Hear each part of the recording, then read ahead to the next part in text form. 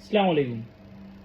അപ്പോൾ നമ്മുടെ ഫ്രണ്ട്സായാലും ഫാമിലി ആയാലും നാട്ടുകാരായാലും നമ്മളോട് ഇപ്പോൾ നമ്മളിൽ നിന്ന് ഗോൾഡ് വാങ്ങി നമ്മളെ സപ്പോർട്ട് ചെയ്യുന്ന ആൾക്കാരാണ്.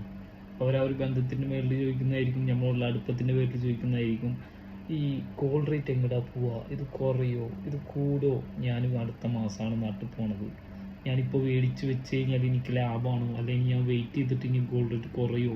അപ്പോൾ അങ്ങനത്തെ സിറ്റുവേഷനിൽ ഇപ്പോൾ നമ്മൾ ഏറ്റവും അടുത്ത ആളോട് നമ്മൾ നോ പറയുന്ന പോലെ ഇപ്പോൾ സത്യം പറഞ്ഞു കഴിഞ്ഞാൽ അതൊന്നും നമുക്ക് നമ്മുടെ കയ്യിലല്ല അതൊന്നും. ഇപ്പോൾ എന്നോടിപ്പോൾ ചോദിക്കുകയാണെങ്കിൽ ഇപ്പോൾ എൻ്റെ ഒരു ആൻസർ എന്ന് പറഞ്ഞു കഴിഞ്ഞാൽ ഇത് നാളെ എന്താ സംഭവിക്കാമെന്ന് എനിക്കറിയില്ല. പക്ഷേ ഇതിപ്പോൾ ഫ്യൂച്ചറിൽ ഇതിൻ്റെ റേറ്റ് കൂടേ ചെയ്യുള്ളൂ. കാരണം എന്താണെന്ന് വെച്ച് കഴിഞ്ഞാൽ ഞാൻ ഇപ്പോൾ ട്രേഡ് ചെയ്ത് ഒരുപാട് പൈസ കളഞ്ഞു, ഒരുപാട് റിസർച്ച് ചെയ്ത്, ഒരുപാട് ചെറിയ അറിവെല്ലാം കിട്ടി. ഇപ്പോൾ ഞങ്ങൾ ഒരുപാട് റിസർച്ച് ചെയ്തതിലിപ്പോൾ എനിക്ക് മനസ്സിലായി എന്ന് പറഞ്ഞു കഴിഞ്ഞാൽ സാധനം ഷോർട്ടാണ്. ഇന്നിപ്പോൾ ദുബായ് മാർക്കറ്റിൽ കേസ് എടുത്ത് നോക്കുകയാണെങ്കിൽ ദുബായിൽ സാധനം ഷോർട്ടാണ്. ഇന്ന് ആകെ -1% ആണ് ഡിസ്കൗണ്ട് ഉള്ളത്. 1% അല്ല, $1 പെർ ഔൺസ്.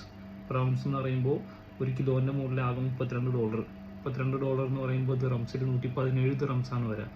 അപ്പോൾ ഇതാണ് ദുബായ് മാർക്കറ്റിലെ ഇന്നത്തെ റേറ്റ്. അപ്പോൾ ഇതിപ്പോൾ കഴിഞ്ഞ ആഴ്ച ഇത് പ്രീമിയം വരെ വന്നിട്ടുണ്ട്. പ്രീമിയം എന്ന് പറഞ്ഞു കഴിഞ്ഞാൽ എക്സ്ട്രാ കൊടുക്കണം. കറൻറ്റ് പ്രൈസ് എന്താണോ LBM റേറ്റ് അതിനൊക്കെ കൂടുതൽ കൊടുക്കണം ഗോൾഡ് കിട്ടാനായിട്ട്. ഇപ്പോൾ ഒരു സൗദിയുടെ കേസ്, തുർക്കിയുടെ കേസ് കൊടുത്തു കഴിഞ്ഞാൽ തുർക്കിയൊക്കെ കുറച്ച് മാസങ്ങളോളമായിട്ട് പ്രീമിയമാണ്, എക്സ്ട്രാ പേയ്മെൻറ്റ് ചെയ്യണം. അപ്പോൾ ഈ ഒരു റിസർച്ചിലും കാര്യങ്ങളിലും ഇപ്പോൾ ഗോൾഡിൻ്റെ കേസ് എടുക്കുകയാണെങ്കിൽ ഇപ്പോൾ ഗോൾഡ് വരുന്നത് പറഞ്ഞാൽ മെയിനായിട്ട് മൈൻ ചെയ്തിട്ടാണല്ലോ. ഈ മൈനിങ്ങിൻ്റെ കേസ് ടോട്ടൽ ഗോൾഡ് മൈൻ ചെയ്തത് 2,08,000 ഇനിയിപ്പോൾ ഒരു റിസർച്ച് വെച്ച് നോക്കുമ്പോൾ ഈ ഗോൾഡിന് ഭൂമിയിൽ കിട്ടാനുള്ളതെന്ന് പറഞ്ഞു കഴിഞ്ഞാൽ 50,000 ടണ്ണേ കിട്ടാനുള്ളൂ. 2,08,000 ഓൾറെഡി മൈൻ ചെയ്തെടുത്തിട്ടും ഗോൾഡ് ഷോർട്ടാണ്. മാർക്കറ്റിൽ ഗോൾഡ് ഷോർട്ടാണ്. ഗോൾഡിന് വാല്യൂ ഉണ്ട്, ആൾക്കാർക്ക് ഗോൾഡ് വേണം.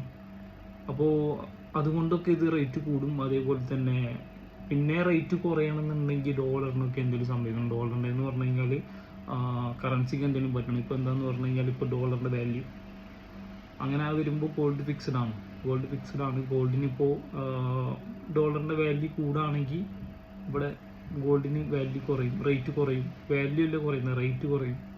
കുറച്ച് ഡോളർ കൊടുത്താൽ മതി. അപ്പോൾ ഇനിയല്ല ഡോളറിൻ്റെ വാല്യൂ അടിയിലേക്ക് നല്ലോണം പോവുകയാണെങ്കിൽ എന്താണ്, ഇവിടെ ഡോളറിൻ്റെ വാല്യൂ പോയല്ലോ, അപ്പോൾ ഒരു മൂല്യം കുറഞ്ഞല്ലോ, അപ്പോൾ അത് ഇവിടെ കൂടുതൽ കൊടുക്കണം.